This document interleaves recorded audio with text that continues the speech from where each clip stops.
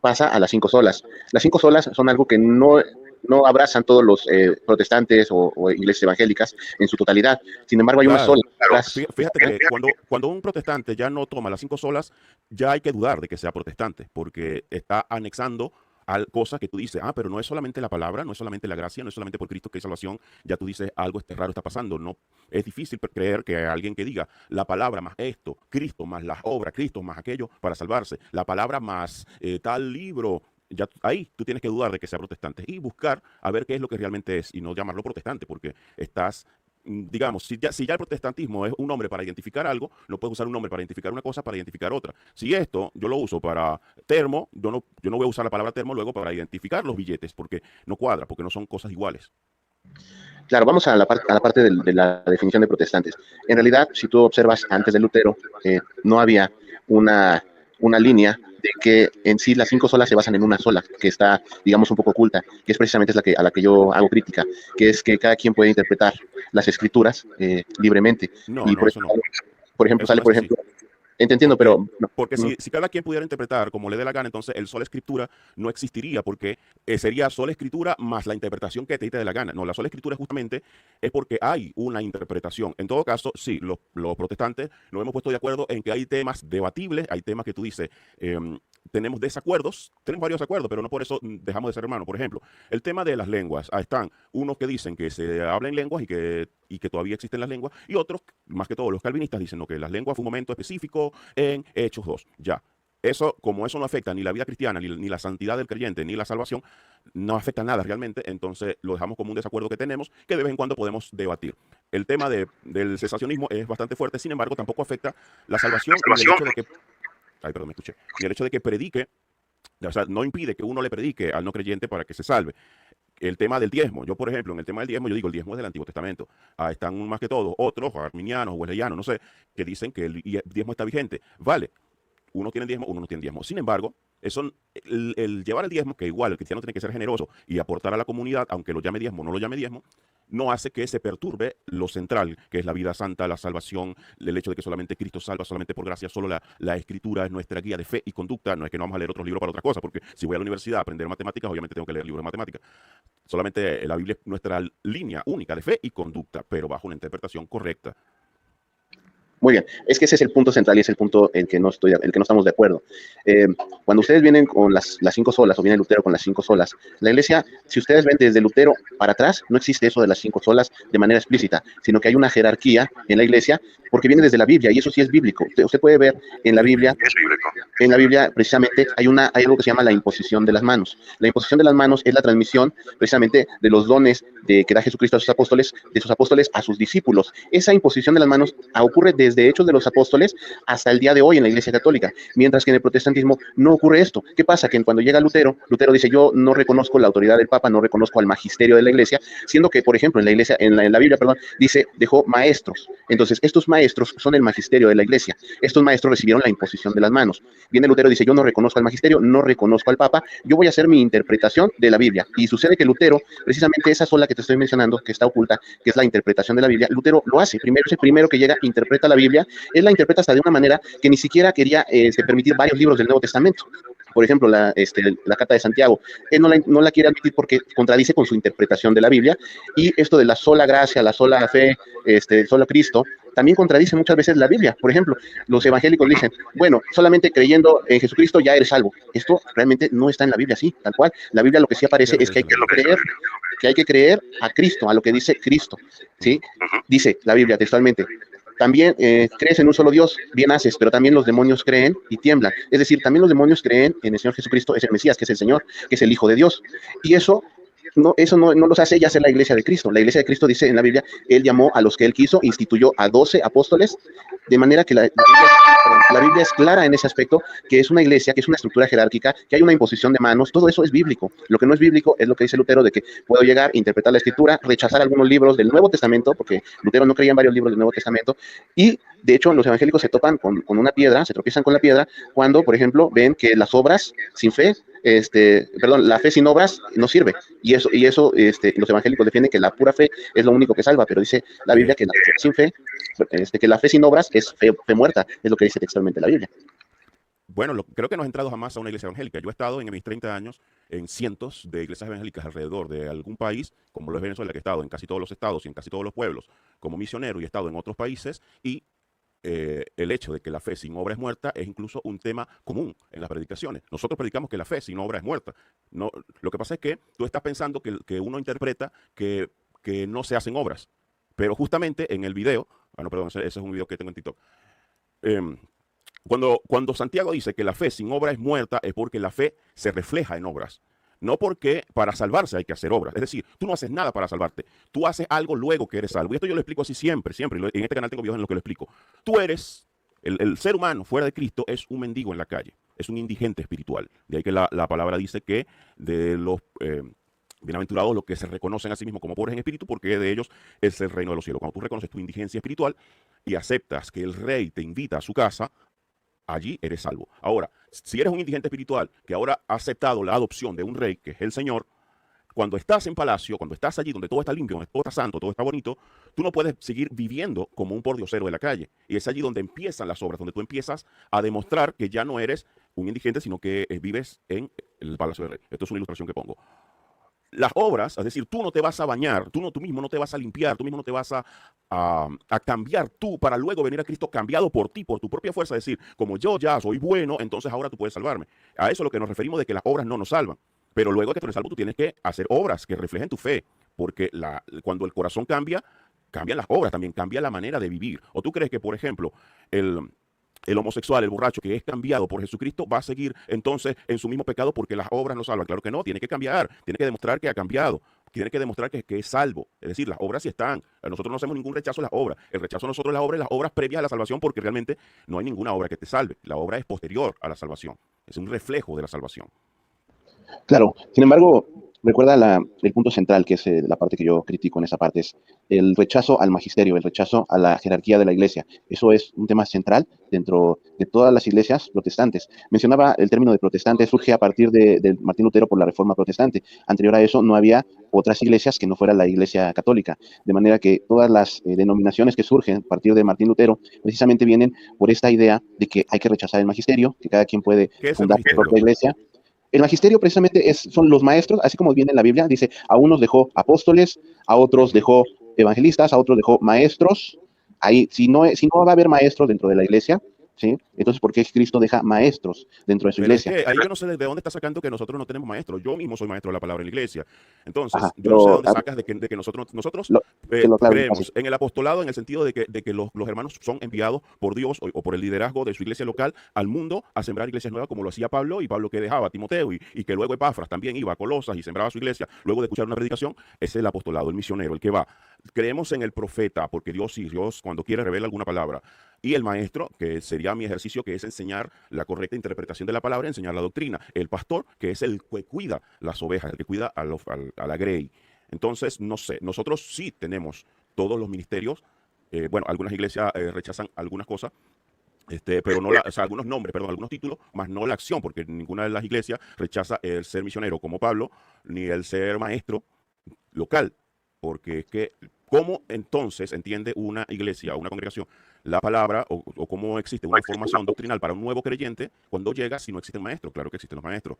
En esa parte estamos de acuerdo. Hay una parte en donde no estamos de acuerdo y es en cómo se eligen a estos maestros, a estos pastores. La Biblia es muy clara. El mismo Jesucristo constituyó a unos tal y tal y tal. ¿Cómo lo constituye? Pues te deja el don. ¿Por qué? Porque Jesucristo deja los dones del Hijo, que son estos 5 que hablamos, o estos 4, porque muchos interpretan que pastores y maestros van juntos, porque los pastores deben enseñar, o los dones del Espíritu Santo, que son 9, en los que entran, que si el don de las lenguas, la interpretación de lengua, el servicio, los milagros y tal, y los dones del Padre, que son otros. Entonces, estos dones son fácilmente identificables cuando el cristiano empieza su práctica de intimidad con Dios, su práctica de conocer más la Escritura. Esto se manifiesta, es decir, el que es evangelista se manifiesta porque es que se le ve esa sed, esa carga por predicarle a las almas y no puede estar quieto de ir a predicar las almas. Esto se manifiesta y lo que hace los líderes de la congregación es ver eso y dicen, vaya, esto tiene el llamado, vamos a orar a ver qué Dios nos dice al respecto, lo preparamos y bueno, que se forje su carácter, que se forje su conocimiento y que vaya a cumplir su misterio, que es ser evangelista, que es predicar el evangelio a los perdidos. Obviamente que también es una responsabilidad general de cada creyente el predicar, pero el evangelista es como alguien con un don especial de convencimiento Y de denuedo, que al predicar como Pedro en Hechos 2, la gente se convierte. El maestro igual, alguien que va desarrollando una capacidad de entender la palabra y explicarla, la iglesia no vaya. Dios, el Señor lo constituye maestro. Vamos a prepararlo, vamos a ayudarlo y a nombrarlo oficialmente maestro, porque él mismo Jesús lo constituyó y esto es espiritual. O sea, Dios deposita en ti el don, el llamado. Dios a todos nos llamó con un propósito, ya sea ya de ejercicio de estos ministerios o cualquier otro, porque hay muchos propósitos aquí en la tierra. Claro, bueno, ya escuché esa parte de tu explicación. Dame unos minutos para explicarlo desde el punto de vista católico.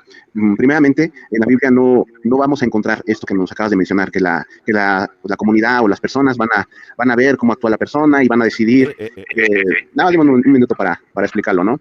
Que van a decidir de alguna manera que esa persona, pues sí, pueda ocupar un cargo.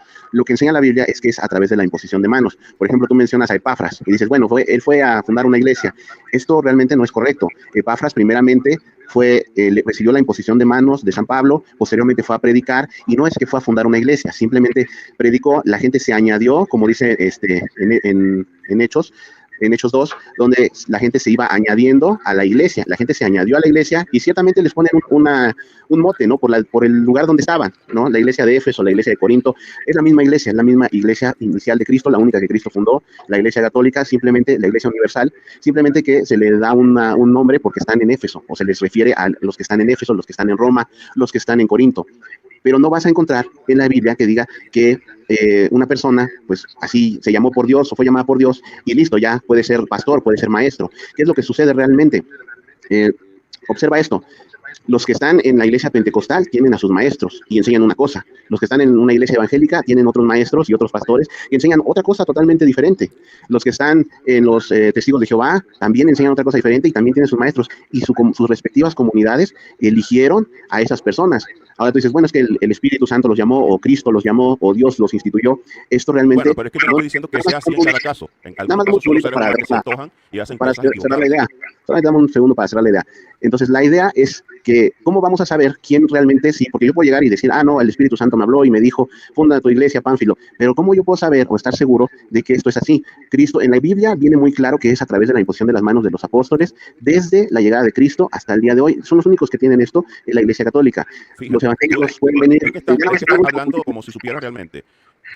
La imposición de mano, que aparte solamente un ritual, nosotros lo practicamos. Es decir, la imposición de mano para el llamado, para ya ordenar a alguien, eso nosotros lo practicamos. ¿Por qué? Porque también es un reflejo, es un mandato, es un símbolo de que estoy cediendo autoridad. Yo dije las manos de los apóstoles. O sea, si viene Pánfilo y me dice, yo tuve una revelación del Espíritu y ahora te voy a imponer las manos y ahora tienes eso hay que comprobarlo por la palabra. No cualquiera puede venir a decirte, yo he visto, nosotros dentro del mundo evangélico tenemos una grave lucha, una grave pelea, porque en la actualidad hay un montón de gente que dice, Dios me mostró, Dios me dijo, y nosotros vamos a la palabra y decimos, estás mintiendo. El otro día trajeron a uno allí y yo tuve que decirle a la iglesia, este señor está allí inventando cosas, porque la palabra no dice. Entonces el hombre me apunta con la mano y me dice, tú tienes una unción que nadie más tiene.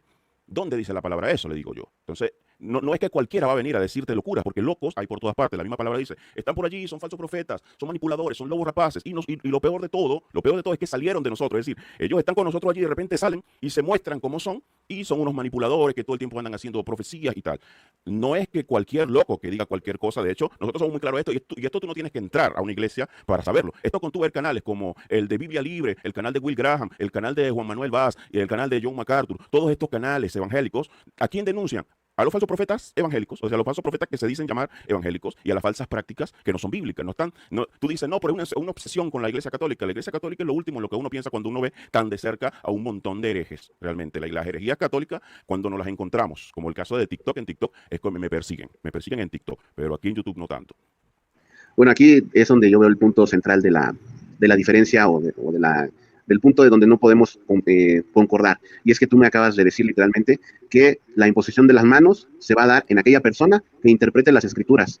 O sea, realmente no la persona que interpreta las escrituras. Yo no dije eso. Yo dije lo que te conforme a la escritura, no conforme a tu interpretación. Porque si tu interpretación es una locura, como mucha gente agarra y saca el texto de contexto. Mira, aquí tenemos un problema en el mundo religioso. Y es que la mayoría de la gente es que no saben ni orar. Porque todo lo que hacen es tomar un versículo sin tomar en cuenta toda la Biblia, sin tomar en cuenta el capítulo, el autor, nada. Eso es lo que hace mucha gente. Y eso no es correcto. Ahora, que tú veas, esto es lo que pasa, esto es lo que sucede, que tú veas que alguien haga eso y diga que sea cristiano y que sea evangélico, no significa que él esté representándonos. Porque justamente no buscan a las personas. Yo no veo, por ejemplo, muchos Luis Toro o estos así, predicadores católicos, que busquen a alguien como Edgar Escobar, como Will Graham, como Armando Alduchin, como John MacArthur, como Juan Manuel Vaz, gente entendida en la palabra. Siempre buscan a un neófito que nosotros mismos nos avergonzamos y decimos, pobre, pobre chico, pobre persona que no sabe lo que está haciendo, no sabe lo que está diciendo. Siempre buscan al pobrecito que está por allí dando lástima sin saber lo que dice, sin saber lo que habla, sin saber lo que lee, sin entender la palabra. No puedes tomar allí justamente al más ignorante de todos como ejemplo. Y es básicamente lo que siempre, lo que mayormente están haciendo. Es difícil ver. A mí me gustaría ver un representante católico de estos famosos como Luis Toro o cualquier otro debatiendo con Will Graham o con Alduchin o con Juan Manuel Vaz o con cualquiera de estos, Fernando Barceló, gente que de verdad estudia la palabra objetivamente y tiene una interpretación sistemática de la palabra y no basada en mi sentimiento, yo creo, me dijeron, ni nada de eso. Porque esa es otra cosa. Nosotros no estamos obedeciendo lo que alguien más nos dice. A mí vienen los católicos y me dicen, eso es lo que te enseñó tu pastor y me lavó el cerebro. ¿Has visto una conversación mía con mi pastor como hay muchas cosas en las que no estamos de acuerdo, incluso él aprende de mí y yo aprendo de él algunas cosas y nos corregimos mutuamente? Porque claro, nosotros somos imperfectos, la iglesia es imperfecta. La palabra no viene de la iglesia, la palabra viene de Dios para corregir a la iglesia. Por lo que hay que tener una intención en el corazón de verdad, entender la palabra y un estudio esforzado sistemático para comprenderla.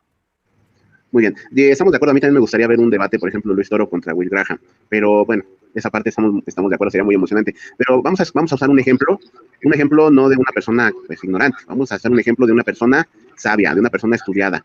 Saulo de Tarso, maestro de la ley, un experto en la ley, y les encanta a los evangélicos referirse a Saulo de Tarso porque, de acuerdo a la interpretación evangélica, Saulo de Tarso se le apareció Cristo, le reveló el evangelio directamente, como él dice que a mí no me convirtió un hombre, sino que me convirtió directamente Cristo. Entonces les encanta citar mucho a San Pablo, ¿no? Ellos dicen, bueno, San Pablo es la prueba de que los evangélicos están en lo correcto, porque San Pablo llegó, interpretó la escritura, y San Pablo enseñó doctrina, y San Pablo fundó iglesias, y San Pablo es un evangélico, prácticamente es lo que enseñan. Bueno, vamos a ver realmente qué es lo que pasó con San Pablo. Primero dice que Saulo de Tarso... Es la primera vez que yo escucho eso que dices, y llevo décadas en la iglesia. Muy bien. Bueno, tal vez a ti no te lo han mostrado así, pero eso es algo que yo escucho constantemente con los hermanos evangélicos. Resulta que Saulo de Tarso, camino a Damasco, viene la revelación de Cristo y lo convierte en cristiano en ese momento. Viene la conversión de Saulo de Tarso, que era judío, entendido de la ley, y se convierte al cristianismo. ¿Y qué pasa con Saulo? Le dice, ¿y qué debo de hacer? Porque le dice, Saulo, ¿por qué me persigues? ¿Quién eres? Yo soy Cristo al que tú persigues. No perseguía a Cristo, él no conoció a Cristo muy probablemente. Él perseguía a la iglesia de Cristo. Y le dice, ¿por qué me persigues? Dice, bueno, ¿qué debo hacer? Dice, entra a la ciudad y se te dirá qué hacer. Va directamente a la ciudad, ¿y con quién va?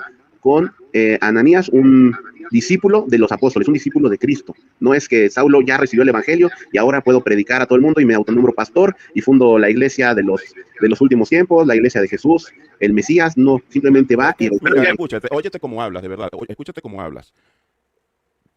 Yo, por lo menos, nunca he defendido que tú te puedes autonombrar pastor, y de verdad, un verdadero protestante, alguien bíblico, alguien que lee la escritura, no te va a decir que tú te puedes autonombrar pastor. De hecho, justamente esta semana denuncié a un pastor homosexual y dije, este no es pastor. ¿Por qué? Porque realmente tú no puedes ya autoproclamarte pastor. O sea, decir yo soy pastor porque yo lo decido, autoproclamarte apóstol como los autodenominados apóstoles de hoy. Y lo otro es ¿qué fue lo otro que dijiste? Bueno, continúa, luego lo recuerdo. Muy bien. Como te comentaba, Pablo primero va a la ciudad, entra a la ciudad de Damasco, recibe una instrucción de los discípulos de Cristo, de los discípulos de los apóstoles. Posteriormente empieza a predicar ciertamente y llega hasta Jerusalén, llega hasta Pedro y les explica lo que él está predicando. Y dice, le dieron la diestra, le impusieron las manos a él y a Bernabé y los enviaron a predicar. Ahí viene la imposición de las manos. No es que Pablo fue y fundó iglesias, no es que Pablo fue y predicó así porque sí, él ya había recibido una instrucción de los discípulos, recibió la imposición de los apóstoles y por eso él se vuelve un apóstol. Pero muchas veces en la iglesia evangélica se defiende que, bueno, yo conozco la palabra y ya con eso yo estoy conforme a la palabra, entonces yo ya soy apóstol. No es así. Pablo es un claro ejemplo de que primero recibe la instrucción de los maestros, de los discípulos, recibe la imposición de las manos y entonces sí, ya puede él imponer las manos. Dice la Biblia que Simón el Mago le pidió a Pedro y a los apóstoles, dice, imponme las manos para que yo también tenga ese poder y cuando yo imponga las manos a otro, yo también pueda tener ese poder de imponer las manos. Eso no es como lo enseñan los evangélicos, que la imposición de las manos depende nada más de que sea conforme a la escritura. O sea, si tú actúas conforme a la escritura, según te entiendo, ya es como si tú pudieras imponer las manos, porque eso es lo que me mencionabas, que te impone las manos a alguien que está conforme a las escrituras, pero las escrituras no, las escrituras dicen que primero se imponen las manos y posteriormente ya puedes tú pues dirigir una iglesia, ser maestro, ser apóstol, ser discípulo. Pero mágicamente, porque alguien te puso las manos, ya las manos tienen un poder sobrenatural para hacerte o no hacerte. Nosotros no descartamos nunca la imposición de mano, de hecho, practicamos la imposición de mano, pero nosotros no le damos ningún poder a las manos de un hombre, porque las manos de un hombre simplemente están representando una orden de Dios. No es que ese hombre tenga algo que especial y único, diferente, que el otro hombre no tenga, o que sus manos sean una cosa allí súper especial, súper poderosa. La imposición de mano es un rito, es un gesto que representa algo espiritual de que, vale, nosotros como representantes del Señor te imponemos la mano como muestra de que Dios te está dando esta autoridad. Pero tú piensas, no sé por qué, de que uno rechaza la imposición de mano. Ahora, la misma Biblia dice, se lo dice Pablo a Timoteo, no permitas que cualquiera te ponga las manos encima, porque tú no sabes quién es, no sabes qué es lo que está pasando con él. Pero la imposición de mano la tenemos. Lo que pasa es que, por ejemplo, la diferencia entre tú y yo creo que está en que para nosotros todos los seres humanos son iguales. Todos los seres humanos son iguales, todos necesitan a Cristo igual, todos necesitan arrepentirse. Y posiblemente, quizá lo entendí mal, luego me lo aclaras, tú piensas que el magisterio tiene algo especial, único y diferente, que les da un poder gracias a la sucesión apostólica, la cual tú nunca vas a encontrar en la Biblia, porque la Biblia nunca te dice que vayas y rastrees. Ay, ¿cómo voy a saber si soy salvo? Voy a rastrear la imposición apostólica. Año mil tal fulano. Ay, a ver si soy salvo gracias a esta genealogía apostólica de hombres, porque yo no creo que Jesucristo pueda salvarme, porque yo escuché el Evangelio, me arrepentí y tengo una certeza de que soy salvo, pero por las dudas voy a rastrear la sucesión apostólica de un montón de hombres a ver si es cierto que soy salvo, a ver si es cierto que soy iglesia. Eso no lo encuentro yo en la Biblia. Lo que yo encuentro en la Biblia es, a cada rato, la iglesia está haciendo cosas malas. La iglesia se está equivocando. Y Pablo, y Pedro, y Juan, y Santiago, y todos, todo el tiempo llegaban. Con los corintios, con los gálatas, a todos les daban su buen regaño. ¿Por qué? Porque estaban haciendo prácticas incorrectas. ¿Y qué les hacía? Los amonestaba conforme a la palabra, no conforme a, vamos a ver qué dice el ministerio, la asociación apostólica. No, siempre era la palabra y Dios. Y Pablo les dice, ahí los rapaces, encomiéndense a Dios y al lavamiento de su palabra. ¿Por qué? Porque si tú vas a poner tu confianza en lo que digan otros hombres que se pueden equivocar, al igual que te estás equivocando tú, o al igual que se están equivocando los que están a tu alrededor y salen malos, pues, falsos maestros, digamos, ya dejas lo que de verdad puede ser una verdad absoluta de lado y confías en lo que diga, ay, el magisterio, ay, el fulano. Todo, el mismo Pedro andaba por allí con el tema de judaizar a los creyentes gentiles. Y Pablo fue y lo confrontó y le dijo, ¿qué te pasa? ¿Estás olvidando la gracia? ¿Estás tergiversando la gracia? Cambia eso, porque ¿cómo tú quieres imponerle a los gentiles una carga que ni siquiera los judíos pueden llevar? ¿Por qué? Porque se equivocan. Si Pablo hubiera dicho, ay, Pedro fue apóstol primero que yo, y todo lo que diga Pedro es verdad, y él, y la sucesión apostólica y tal.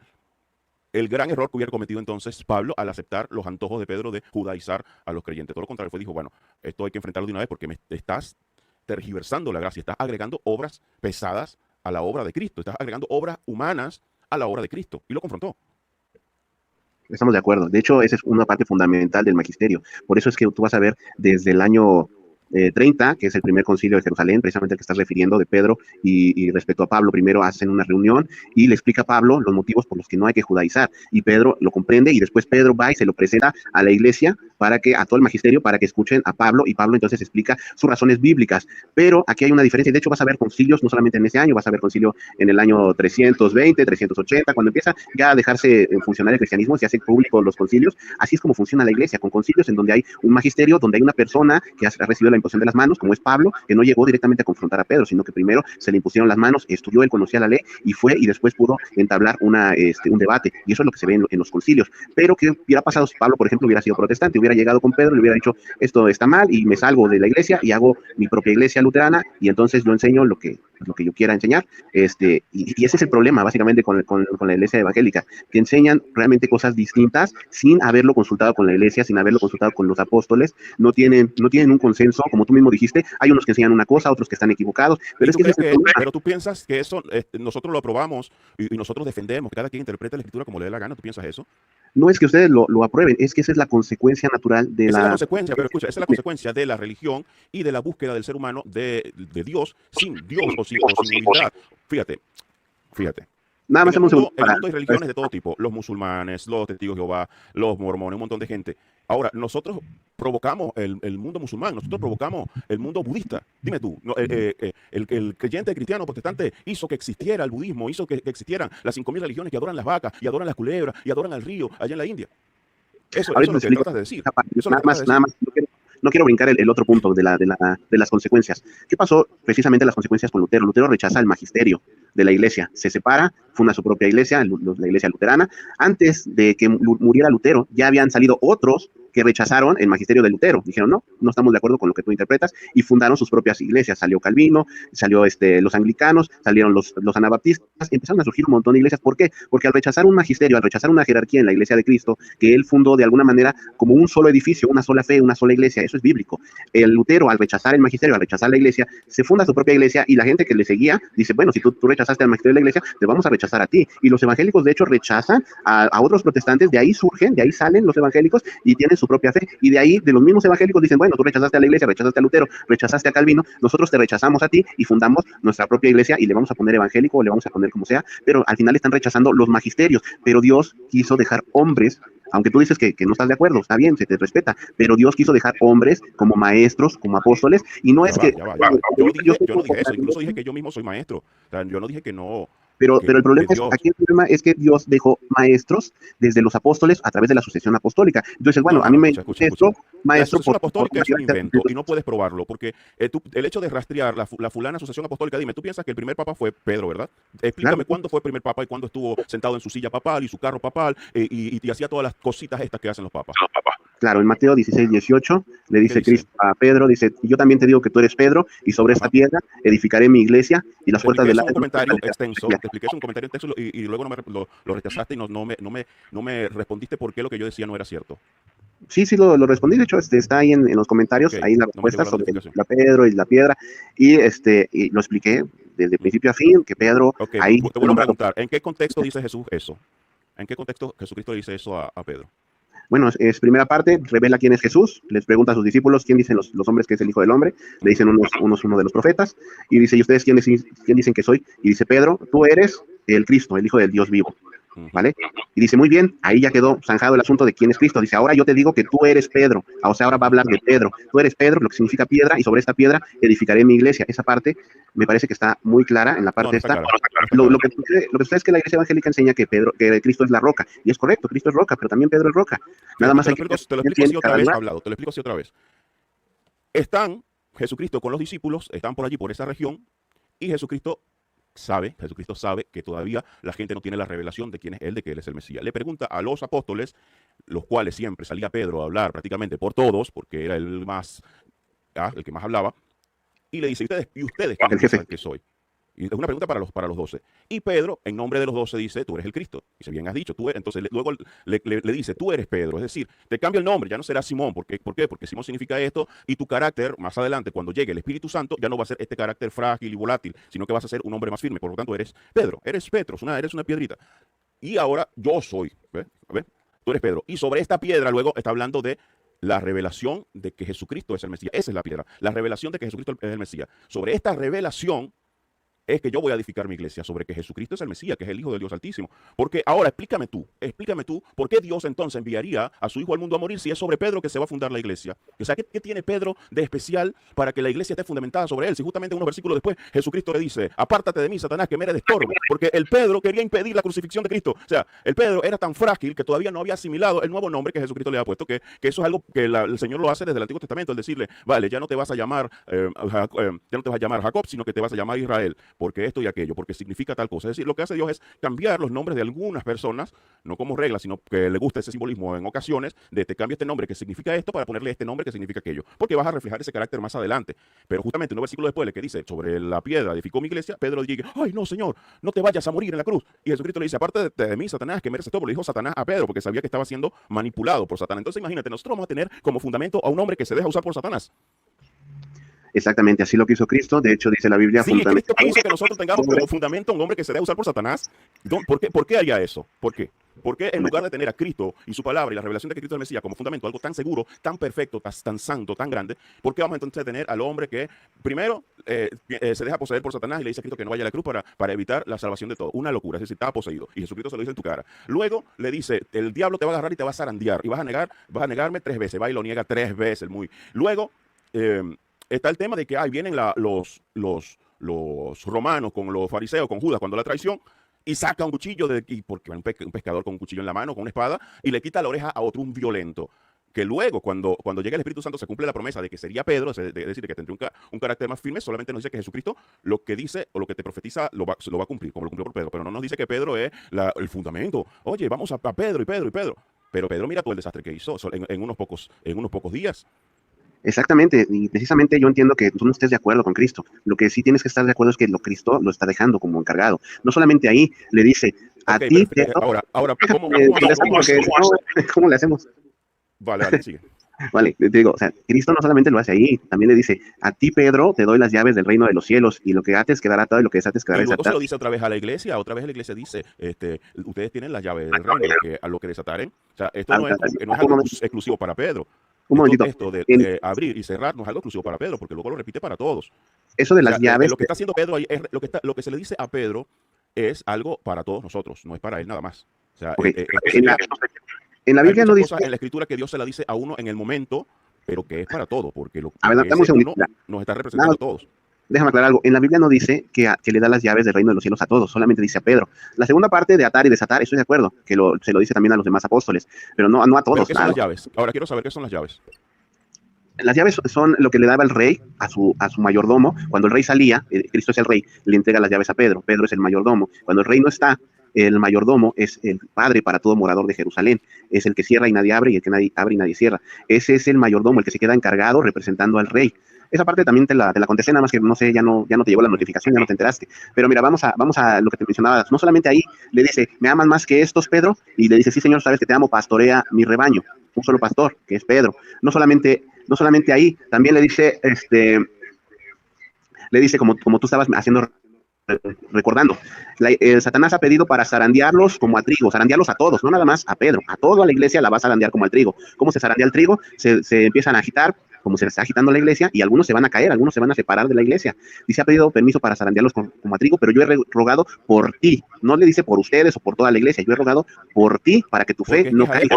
Es a Pedro que le está diciendo zarandearos a ti, a usted, como a trigo, porque es a ti, tú eres el que vas a ayudar, tú eres el que cuando te reconozcan, cuando a ti te reconozcan que andabas conmigo por tu forma de hablar, tú vas a dudar y vas a negarme, y ese es pero luego, en algún momento recuperas la fe, que es la diferencia con Judas, que el mismo Pedro le pregunta al Señor, ay, ¿qué va a pasar con Judas? O sea, a ti no te importa, mientras que a Juan sí le dice, oye, lo que va a hacer, porque la relación con Juan es distinta con la de Pedro, parece haber más confianza.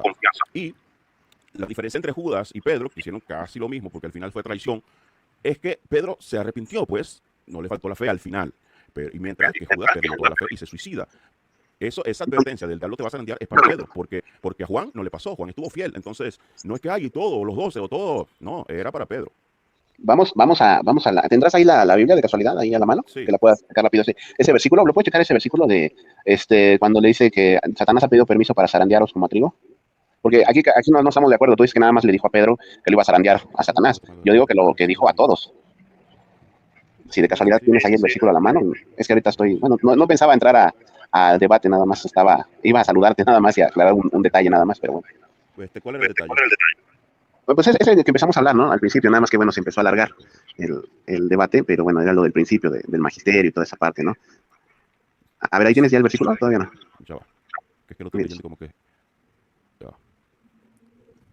Es que lo dice... Está buscando de Lucas 22, 31. Ok, sígueme diciendo lo del magisterio. De Lucas 22, 31. Sí, bueno, estábamos hablando sobre Pedro, básicamente, que como Jesús lo reafirma en varias ocasiones como el encargado de la iglesia, y también lo vamos a ver en Hechos de los Apóstoles, capítulo 2, cuando Pedro se avienta el primer discurso, y al final del discurso, los que oyeron su palabra, la de Pedro, se añadieron a la iglesia. Básicamente, eso es lo que nos enseña. Que Cristo dejó a un hombre pecador al frente de la iglesia, estamos de acuerdo. Nosotros no decimos que el Papa sea impecable. Lo que decimos es que Cristo lo dejó porque quería que el hombre participara de la salvación. No solamente que, bueno, ya, como dicen los evangelios... Entonces, ¿cómo hacemos con todos los demás mandamientos de ir a predicar el evangelio, vayan por las naciones, todo ese mandato general? ¿Cómo hacemos sin Pedro? Porque ahora tú estás poniendo como que prácticamente hay que acudir a Pedro para salvarse. O sea, como que, y Pedro ya murió, además. Entonces, es como que... Bueno, esa parte te lo explico, precisamente recurriendo nuevamente a Pablo, ¿no? Pablo y Bernabé van y predican, pero son enviados, no es que se envían solos, como la iglesia evangélica. Tú dices, no, es que nosotros sí apoyamos la imposición de manos, pero ¿quién fue quien impuso las manos, digamos, al primer evangélico? Realmente nadie, simplemente... Estás obsesionado con la ¿cómo se llama esto? con la sucesión. Y la sucesión no es bíblica, la sucesión apostólica de rastrearla, de decir que fue el primero, el segundo, el tercero, porque tú mismo no puedes rastrear, tú mismo no me vas a decir cuándo Pedro se convirtió en papa. Tú no me lo vas a decir porque lo que vas, eso de, ay no, que el versículo que estás allí malinterpretando cuando se ve que está hablando de la revelación, está hablando del Mesías, no está hablando de Pedro, porque Pedro no es importante allí. Es más, allí en el versículo que estábamos buscando, ni siquiera luego Jesucristo mismo evita llamarlo Pedro otra vez, porque vale, le prometió que sería Pedro, pero todavía no, porque es que todavía estaba reflejando la debilidad de Simón. ¿Y qué es lo que dice Lucas 22:31?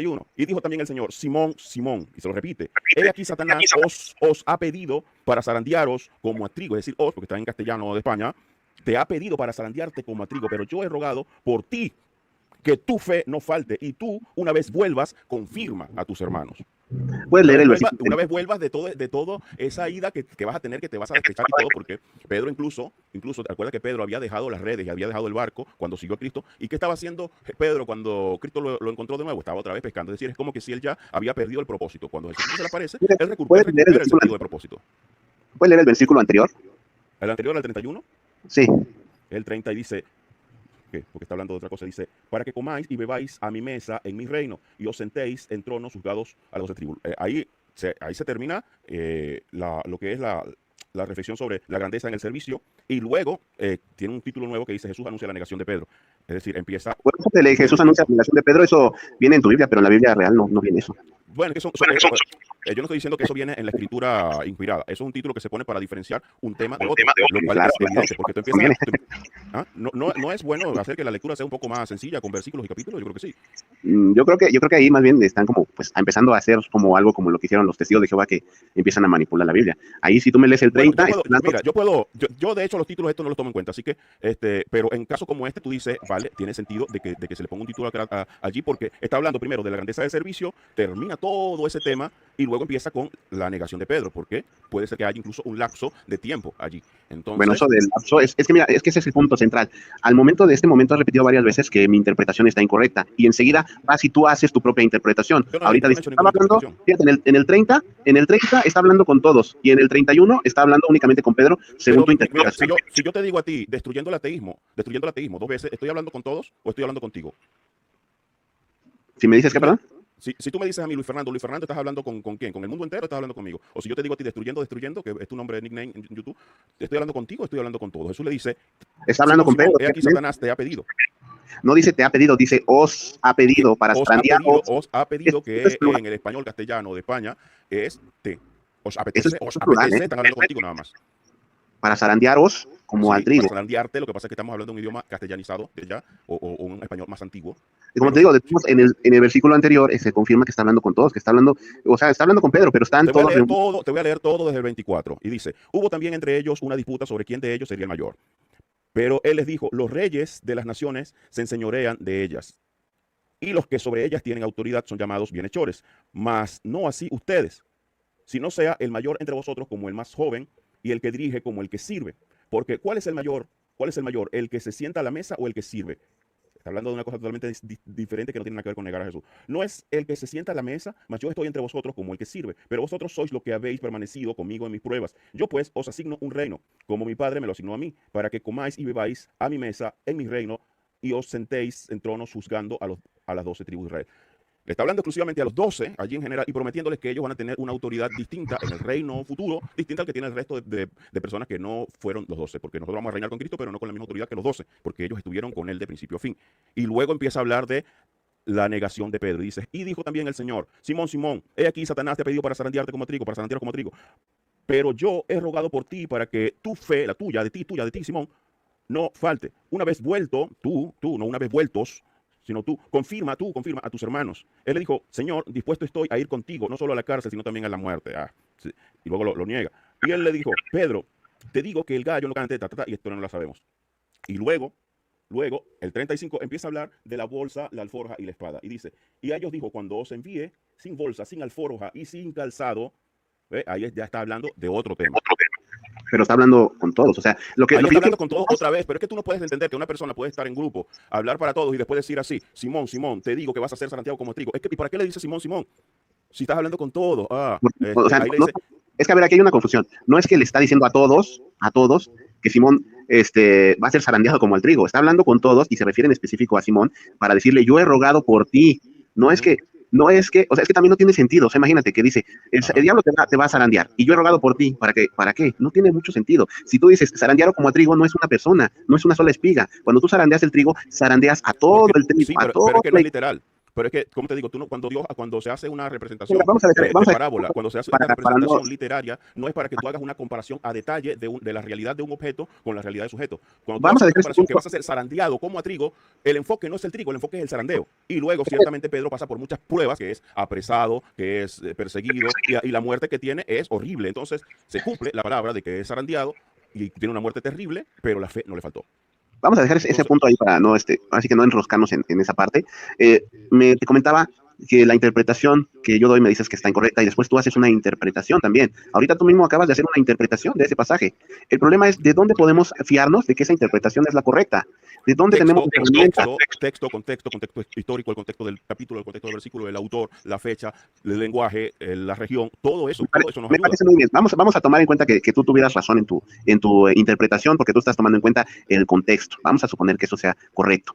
Y es ¿De malo dónde, tomar el contexto. de dónde sale ese texto y ese contexto bíblico si no es de la Biblia? Y la Biblia Ajá. resulta que es una colección de libros elegida por el Papa de la Iglesia Católica. Yo no entiendo de dónde los evangélicos pretenden rechazar el magisterio cuando cargan la Biblia, que fue el magisterio quien la seleccionó, quien eligió los libros que iban en la Biblia. No es que Mira, cayó del esta cielo la Biblia, Biblia, sería. estos 66 libros lo ha tenido, primero los primeros del Antiguo Testamento, esto lo ha tenido como canon los judíos desde antes. Bien, esto no lo eligió ningún papa la primera mitad de la Biblia, el Antiguo Testamento. Esto es canónico, inspirado por Dios, comprobado bueno, o sea, por la aceptación de la iglesia y de la iglesia o el pueblo de Israel. Y luego el Nuevo Testamento es aceptado por la iglesia antes de ningún papa. O sea, nosotros, la iglesia cristiana, acepta este canon antes de que algún papa diga tal cosa, que de hecho hay papas que tienen libros apócrifos aquí, que saben que son apócrifos, pero lo tienen como referencia no sé de qué, porque es que realmente son contradictorios con la palabra. Ahora, lo que pasa es que la palabra es inspirada por Dios, y al ser inspirada por Dios es perfecta, y al ser perfecta no tiene contradicción en ella misma. Y estos 66 libros no se contradicen, tienen una naturaleza única, espiritual, que nos convence a nosotros de juicio y de pecado, que nos transforma, y además cada una de sus profecías se ha venido cumpliendo a lo largo de los siglos, entre otras muchas cosas. A Con ver, papa o sin tú me papa, dijiste, escucha, quita el papa de la historia y verás que igual Santiago hubiera escrito, igual Pedro hubiera escrito, igual Pablo hubiera escrito, igual cada uno de los que escribieron hubieran escrito, y igualmente Dios hubiera puesto que alguien reuniera el canon para hacerlo más sencillo a nosotros de tenerlo todo junto.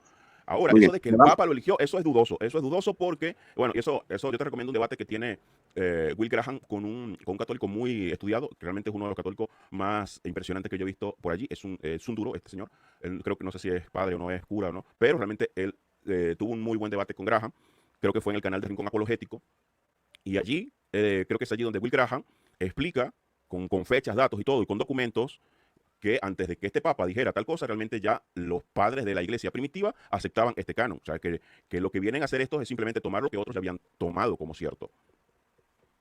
muy bien. Mira, yo conozco todos esos debates, los he seguido de cerca y te puedo asegurar una cosa. La primer Biblia, así como la tienes ahorita, bueno, esa le quitaron sabiduría y otros 6 libros, pero eso se lo quitaron hasta por el año 1820 más o menos. La primer Biblia, sí, que existe en la historia de la humanidad es Ujú. la Biblia del Papa San Damaso I, que mandó a San Jerónimo a reunir los libros. Realmente, anterior a eso, tú no puedes encontrar, y eso fíjate, desde la iglesia de Cristo que comienza desde el día de Pentecostés, pasan más de 300 años. Estamos hablando hasta el año 382 aproximadamente, que el Papa saca la primer Biblia. Si tú buscas en esos 350 años, poco más o menos, ponle que se acabó de escribir el último libro de la Biblia, ponle que al año 100. Digamos que tú revisas los 200 años, 280 años antes de que saque la Biblia el Papa, tú no vas a encontrar, a ver, Ajá, perdón, es que está un poco de ruido, y eso qué significa? ¿Qué me dice eso? que tú no vas a encontrar ninguna Biblia en Ajá, ninguna y parte qué del sucede con mundo. eso? ¿Qué ¿Qué sucede con significa? Que la eso? Biblia que traes tú es la Biblia que trajo el Papa San Damaso I. No vas a Ajá, encontrarte una pero Biblia previa. Tú me decías que los cristianos de antes del Papa ya traían una Biblia. Eso es no, mentira, no, realmente yo no no dije tiene que ningún... yo no dije que traían una Biblia, dije que el canon ya era aceptado por concilios de la iglesia primitiva. Esto no es que vino él y dijo, esta es la Biblia, no. El hecho de que haya tenido por primera vez todo junto no significa que antes de él la iglesia primitiva no estaba perdida. Ay, ¿cuáles serán? No, ellos ya sabían cuáles eran. Ellos ya lo tenían claro cuál era el canon. Que por primera vez lo haya juntado una piedra, porque es que Jesucristo dice que hasta las piedras hablarán, porque es que Dios puede usar hasta Satanás para su beneficio, no significa que la Biblia viene del Papa fulano. Porque la palabra es inspirada por Dios. ¿Tú crees que nosotros creemos en esto porque está reunido? ¿No? Si esto estuviera suelto, nosotros estuviéramos buscándolo para verificar que está todo el canon completo, si estuviera suelto.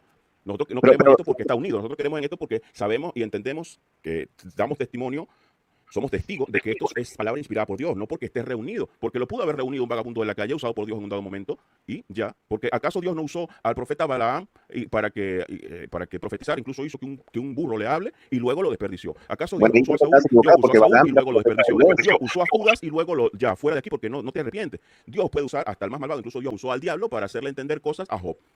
Bueno, pero el hecho de que un tienes dos argumentos, estás argumentando dos cosas distintas. Por un lado, me dices que ya la iglesia tenía el canon antes del Papa. Antes del Papa, ya la iglesia primitiva sabía que había libros inspirados. Sabía que había libros inspirados y libros que no eran inspirados. Y si no lo tenían junto, igual los que estaban reconocían cuáles eran. ¿Y cómo los reconocían?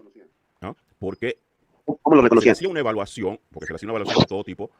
Se le hacía la evaluación, toda la exégesis, la hermenéutica y el testimonio de que realmente esta es palabra inspirada por Dios, que realmente fue escrita por el autor que dice que fue escrita, etc. Entonces, ¿cómo lo reconoció el Papa entonces? Precisamente porque tienen un magisterio. El magisterio se reúne, hace un concilio, determina cuáles libros son inspirados, cuáles libros no son inspirados. Tú puedes buscar en la historia, antes de la Biblia del Dámaso, y vas a encontrar, por ejemplo, la Septuaginta, vas a encontrar, por ejemplo, los rollos del Mar Muerto, vas a encontrar colecciones de rollos que no están, que no coinciden con la Biblia que traes tú en la mano, que traen otros textos que se consideran apócrifos, como el Evangelio de Judas, como el Evangelio de María, como el Apocalipsis de Santiago. O sea, vas a encontrar libros que no están dentro de la Biblia. ¿Y por qué no los metieron si estaban dentro de los rollos que se han encontrado de los cristianos primitivos? Se comprobó que no eran canónicos, que no eran inspirados.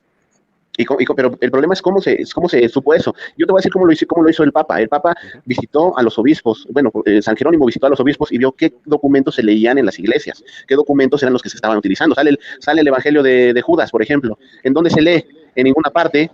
Entonces no es inspirado porque nadie lo lee. ¿Dónde lo leían? A lo mejor los gnósticos lo leían, pero en las iglesias que había, en la iglesia que estaba en todas partes, ya había una jerarquía, ya había unos obispos, ya había unos presbíteros, ya estaba todo organizado en la iglesia, y el Papa pues precisamente se desprende de esa iglesia. El problema con los evangélicos es que no hacen caso a la parte humana y toda la parte histórica la desechan y dicen, no, a partir de ahorita, sí, es que así es lo que entiendo, porque dicen, a partir de ahorita yo estoy actuando conforme a la palabra de Dios, y entonces yo no me interesa la sucesión apostólica, no me interesa la imposición de manos. Pero ¿de dónde sacas la sucesión apostólica en la Biblia? Porque eso tú lo sacas extra bíblico. ¿Cuándo te dice alguien que tienes que rastrear la sucesión apostólica para tú saber que algo es cierto? Fíjate que cuando muere Judas, Pedro levanta la mano y dice, ¿saben qué? Tenemos que poner un nuevo apóstol, y echan a la suerte y ponen a un nuevo apóstol. O sea, esa es la sucesión apostólica. También lo vemos con la imposición de las manos. Cuando le imponen las manos a los discípulos de los apóstoles. Lo pusieron porque tenían que ser 12, y al final Matías casi no tuvo mucha actividad apostólica registrada, al menos. Y dime, ¿acaso Pablo no fue apóstol? ¿Pablo no fue apóstol entonces? Pablo fue apóstol. Pero eso no es por sucesión. Pero fíjate, un llamado a ser apóstol, un llamado a ser los 12 no es una sucesión apostólica, porque en todo caso, tú estarías diciendo que los 12 tendrían que suceder a 12 y a 12 y a 12 y a 12 y a 12, y que siempre el número 12 va a estar marcando la verdad. Y Pedro aparte lo hizo como se hacía en el Antiguo Testamento, por la suerte, a saber si de verdad Matías era o no era, porque el registro apostólico de Matías en la Escritura es realmente mínimo, a diferencia de Pablo, que Pablo es prácticamente la persona que nos cuenta la mayor cantidad de los hechos en el Antiguo Testamento, o sea, de los eventos en el Nuevo Testamento. Entonces, esto es porque necesitaban 12, pero no es que ahora todos somos apóstoles, o ellos están haciendo una asociación, porque ninguno de los otros 11, aparte de Judas, había muerto. Cuando eligen a Matías, no están diciendo, ahora, como ya nosotros no estamos, vas a estar tú. No fue eso lo que sucedió. No es una asociación. Muy bien, bueno, vamos a ir ya, si quieres, concluyendo, porque ya llevamos más de una hora, creo. Y yo, la verdad, tenía otras cosas que hacer. Igual no sé si me dejas despedirme nada más. Vale, bueno, pues te agradezco mucho la invitación para la plática. Quiero reafirmarte que no tengo nada contra ti, al contrario, te admiro mucho tu canal, el trabajo que estás haciendo. Yo tampoco tengo nada contra ti. Y la parte de las personas que creen en la iglesia evangélica, pues yo tampoco estoy en contra de ellos, estoy en contra más que nada de las doctrinas que se puedan enseñar que sean contrarias a Cristo. eso es lo que a mí me preocupa, ¿no? Por ejemplo, hemos leído ahorita que el Evangelio dice que Jesús le dijo, tú eres Pedro y a ti te doy las llaves, pero tú me dijiste, no, se las dio las llaves a todos. Tú eres Pedro, yo he rogado por ti. No, ha rogado por todos, o al revés, te vas a zarandear a ti el diablo, por eso rogo por Sí, ti, no porque está por todos. en diferente contexto, en cada En la otra contexto es parte, diferente. claro, Tú no claro, puedes claro. llevar, es Ajá. como en estos días había un curita allí en TikTok diciendo, aquí se usa la palabra hijos, aquí se usa la palabra hijo, aquí se usa la palabra hijo, por lo tanto, estamos hablando de bautismo de bebés. Vale, en un versículo se está hablando de que nosotros somos hijos adoptados por Cristo, en otro versículo se está hablando de Cristo como hijo del Altísimo, y en otro versículo se está hablando de los descendientes de Israel, de los hijos de Israel. Entonces, él es un cura y se jacta mucho de que él tiene mucha preparación y muchos estudios, y los que lo siguen simplemente lo único que dicen, wow, este hombre sí ha estudiado, pero está usando la palabra hijo en muchos contextos distintos para llegar a la conclusión de que hay que bautizar bebés que no tienen conciencia de lo que están haciendo, que no se han arrepentido, no han Esa aceptado parte a estoy de Cristo. acuerdo contigo, ¿no? Estoy de acuerdo Ahora, contigo que sí, el hecho de que no se que, debe de. ahora, si Jesús llama a Pedro de una manera y luego usa otra palabra para hablar de la roca, que es el fundamento, eso es un contexto. Y si luego que Jesús decide llamarlo Simón Simón, con un tono tan sombrío, es porque le está diciendo otra cosa con otro tono y en otro contexto. Cada texto tiene su contexto. Cada texto tiene su contexto. Pero, como te El digo, hecho de yo de que realmente, exista a mí lo que una... me preocupa, Ujú. a A mí mí lo que también me me preocupa la preocupa herejía y la falsa doctrina y el engaño, porque realmente yo lucho contra precisamente. eso. Pero, por ejemplo, ahorita estamos hablando, ¿no? Que dice, Pedro, me amas más que esto, sí, pastorea mi rebaño. Y los evangélicos dicen, no, no le dijo pastorea tú, pastoreen todos mi rebaño. O sea, todo lo que dice Cristo lo reinterpretan los evangélicos a su modo, ¿no? Dice Cristo, mi carne es verdadera comida, mi sangre es verdadera bebida. Y los evangélicos dicen, no, eso es un símbolo. O sea, todo lo que dice Cristo, vienen los ¿Y quién murió evangélicos en y la lo cruz? ¿Quién cambian. murió en la cruz? ¿Qué fue, mejor, qué fue llevado a la cruz? ¿El cuerpo de Cristo o un pedazo de pan? ¿Qué fue derramado? ¿Sangre o vino? Sangre y el cuerpo. Vale, entonces el pan y el vino no son ni sangre ni cuerpo, son símbolos. Porque si realmente fuera real, en la sangre y el vino, entonces fuera en la cruz tuviera vino y pan. Y en el momento, en lugar de Jesucristo tener en la mano un pan y en la mano una copa de vino, tuviera su propio cuerpo aquí. Ay, mira, mira. ¿Ves? Esa es la interpretación que das tú o que dan los evangélicos. Yo me voy Y a por lo qué? que dice Cristo. Ajá, Dice pero ¿y Cristo, mi cuerpo es cuál es el verdadera sentido de crucificar? comida. ¿Cuál es el sentido de A ver, crucificar a Cristo en pero cada Cristo misa? dice, mi cuerpo es verdadera comida y mi sangre es verdadera bebida. Claro, Cuando dice Pedro, no es símbolo. el creer en la obra de Cristo en la cruz, es decir, el creer en el evento histórico y eterno de que Jesucristo dio su vida por nosotros, esa es la verdadera comida y bebida, el creer Esa en parte, eso. Pero esa es la no es parte que donde tú, no, no es que tú al es la comer y parte beber realmente donde estás yo no ingiriendo estoy, el cuerpo de Cristo, porque sería esa es una esa atrocidad, es la sería un parte canibalismo. donde, esa es la parte donde yo no estoy de acuerdo con la doctrina evangélica. Tú me acabas de dar el mejor ejemplo, ¿no? Una cosa es lo que dice Cristo y otra cosa es lo que entienden los evangélicos. Esa es la parte donde yo no O estoy de una cosa es acuerdo. lo que dice Cristo y otra es ¿De la qué que manera? interpretan los católicos. No, yo no estoy interpretando nada, te estoy leyendo textual lo que dice. Mi carne es Ese es el verdadera problema, comida, que mi estás sangre es leyendo verdadera textual. bebida. Claro, tú estás leyendo Y textual, tú pero estás dices, no, interpretando la carne textual. es un símbolo. Tú lo dices que es un símbolo, cuando ahí dice verdadero, o sea, yo no estoy interpretando, estoy No, leyendo nada pero más. es que, y Pablo dice, y bueno, perdón, y luego dice, haced esto en memoria de mí, o sea, recordando lo que yo hice en la cruz. No dice, haced esto porque realmente es en el momento, dice, en memoria de mí. Entonces, Cuando Cristo está en la última cena, dice, esto es mi cuerpo. claro, Esto es mi es un cuerpo, no dice, símil, es una esto forma, es una simboliza, parábola, pero tú dices, es una parábola, pero ahí no dice que es una parábola. una alegoría, una metáfora. Pues, o sea, creo Esta que es la cuando se usa, interpretación tuya, lo que dice la cuando se Biblia usa es, esto es mi cuerpo, metafóricamente hablando, porque pero él no dice realmente eso. no hay Pero manera es de que que Cristo si dice, yo no, te digo esto, si yo te digo a ti esto es mi cuerpo, tú de verdad piensas que este termo es mi cuerpo, por favor, es una si eres metáfora. Dios, Yo te pues puedo te decir, voy a creer, porque cuando tú yo digo Dios, esto es mi y tú cuerpo, lo que te voy a dices poner Dios, esto y esto, Dios es su palabra, es que esta te es voy la a poner un diferencia. ejemplo, te voy a poner un ejemplo en mi clase de en mi clase de Igual ya canto no nos es, enseñaban así. En la clase de canto nos enseñaban así, decían, mira, la garganta de ya ustedes, no tiene mucho caso esa parte de los ejemplos, yo ya entendí lo que tú quieres expresar, yo ya te dije mi postura y pues pero que ¿por no qué tienes estoy esa conforme. postura? ¿Por qué tienes esa postura? Y lo que es lo que dice la palabra, yo creo en lo que dice la palabra de Dios. Tú Pero, quieres creer en lo que interpretas, pero yo creo en la palabra de Dios. pero Cuando ahora, dices cuerpo, pues eso es su cuerpo. Y tú dices, no, eso pero simboliza. explícame cómo es su Bueno, pues cuerpo. eso no O sea, dice yo la estoy Biblia. dispuesto, mira, para mí sería fenomenal y hermoso, de verdad sería una conexión espiritual enorme y grandiosa, el que de verdad fuera así. De verdad, de hecho, yo el otro día estaba leyendo un libro de una profeta de esta, que se llama Ana Méndez, y ella dice que de verdad el pan, y ella es, entre comillas, evangélica, y ella de verdad habla de eso. Vale, se fue. La cosa es que, vale, el católico me acusa de yo interpretar la Biblia a mi modo. Pero realmente todo lo que hace es tomar versículos así, solamente el versículo y lo saca de contexto. Yo en cada una de las ocasiones que enseño una palabra, explico el versículo, el capítulo, el que está antes, el que está después, el autor, todo. Yo lo explico todo. Yo no me quedo con, ay, este versículo dice esto y lo saco allí de contexto, porque realmente si yo creyera que puedo tomar cada versículo y llevarlo tal cual a la práctica, entonces yo leería en la Biblia, Jesús se ahorcó y me ahorcara, porque sería tan imbécil que pensaría que eso es lo que está mandando Dios, pero no es así como funciona la Biblia, no es así como se lee un texto de ningún tipo, porque es que incluso en unos videos que uno está explicando algo, me pasa en mi otro canal que estoy hablando de un tema y viene una persona a malinterpretar lo que estoy diciendo porque no están tomando en cuenta el contexto. Yo tomo en cuenta el contexto y no trato de volverlo un pretexto. ¿Qué es volver un pretexto? Es esto. A mí me enseñaron Esto es tomar un pretexto.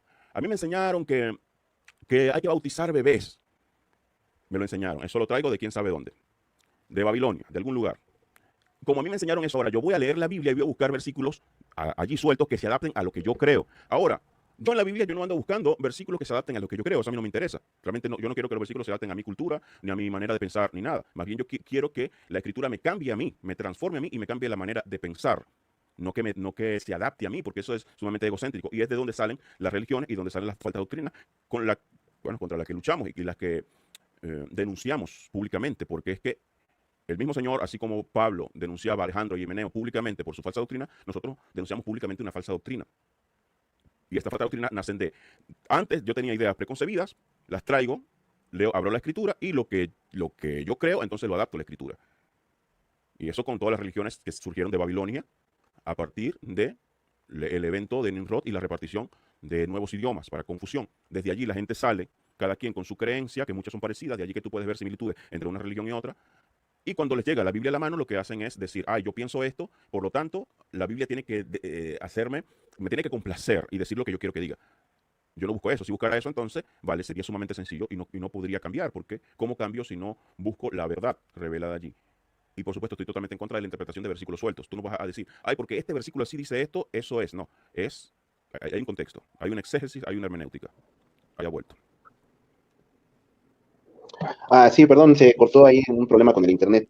Sí, Bueno, mira, ya creo que ya expusimos cada quien su interpretación, sus conceptos, sus creencias. Nada más me resta agradecerte mucho el trabajo que estás haciendo por el cristianismo, que a pesar de que no coincidamos en algunas cosas, me agrada mucho que estés pues promoviéndolo, porque realmente el mundo nos está atacando de manera muy fuerte. La parte del mundo de Satanás, ¿no? O sea, hay gente que no lo cree, que no cree en Satanás, sin embargo podemos ver sus obras, podemos ver sus actos cuestiones como el feminismo radical, como el sí, progresismo, el veganismo, inclusive me he metido a grupos de personas que son amantes de los animales y resulta que detrás de su supuesto amor a los animales hay un odio en contra del al ser ser humano. humano, sí. Entonces el cristianismo precisamente fundamenta en el amor al ser humano, esa es la base de todo el cristianismo, es la base de lo que enseña Jesús. Nada más me queda pues agradecerte mucho la oportunidad de estar platicando contigo un momento, pues creo que coincidimos en muchas cosas, en alguna que otra no vamos a coincidir probablemente, pero eso no implica que no podamos unirnos para defender a Cristo y pues seguir promoviendo las buenas costumbres del cristianismo. Te agradezco mucho, Rochard, que quiero que pases un excelente día. Igualmente. Pues bueno, aquí quedamos al pendiente. Hasta luego. Por supuesto que sí, cuídate, Dios te bendiga mucho. Espero que nos veamos pronto por allí otra vez. Vale, hasta luego. Chévere, chévere. Lo que pasa es que él lleva días comentándome allí, siempre diciéndome que yo estoy inventando cosas. Y yo dije, bueno, pero vamos a hablar, porque es que en los comentarios todo se pierde. Y bueno, al final, bueno, son conversaciones un poco largas, un poco difíciles. Vamos a ver si se dan conversaciones parecidas con otras personas. Porque, claro, yo no hago esto con la intención de convencer a nadie, porque lo que me dice la Biblia es que es el Espíritu Santo el que convence. Pero sí, por lo menos, para reflejar las diferencias y por qué las hay y por qué algunas hacen sentido y algunas no. Pero es eso. Yo, por ejemplo, aquí lo dice el tema de la tradición.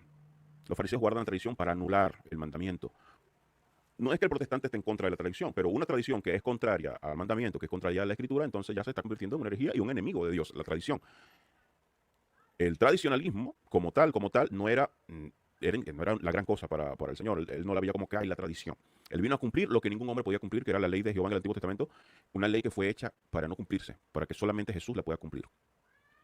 La ley perfecta de Dios no fue hecha para que nosotros la podamos cumplir, todo lo contrario, sino para que nos demos cuenta de que no podemos y busquemos la gracia. Y es allí donde viene Cristo, que es perfecto porque es el Hijo de Dios y es Dios, cumple con la ley de Dios, completa la ley de Dios, nos da el sentido de todo aquello que era sombra y queda oscuro en el Antiguo Testamento porque no se lograba entender. Es cuando Cristo muere y resucita que uno dice, vaya, a esto se refería todo lo que había dicho Dios antes y luego lo completa con lo que faltaba en el Nuevo Testamento.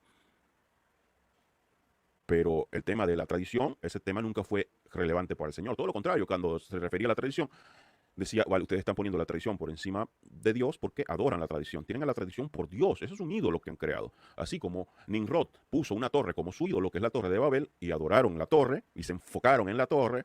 Y hay que entender que adorar no es solamente arrodillarse ni hacer oraciones a alguien, no. Adorar es cuando todo tu enfoque de tu corazón, cuando lo principal en tu corazón es otra cosa que no sea Dios, y eso es idolatría. Si en tu corazón lo primero es Dios, entonces tú adoras a Dios. Pero si en tu corazón lo primero es tu hijo, tu mamá, tu papá, tu empleo, tu dinero, tu torre, tu tradición, allí tú estás siendo un idólatra, estás poniendo en el primer lugar del corazón donde tiene que ir Dios a otra cosa o a otra persona.